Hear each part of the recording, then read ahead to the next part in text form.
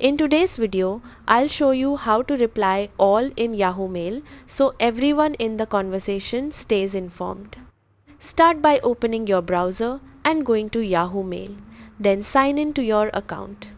Once you're inside your inbox, open the email you want to respond to by clicking on it. When the message is open, look at the top of the email where you see the sender and other recipients listed in the To and CC fields.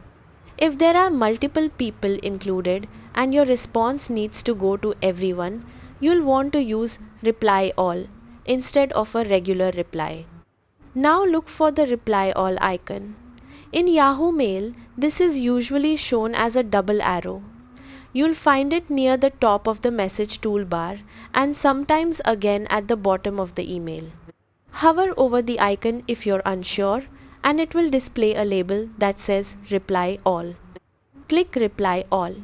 A reply window will open with the original sender and all included recipients automatically filled in.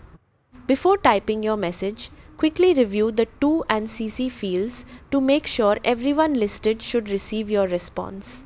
You can remove any recipient if needed. Type your reply.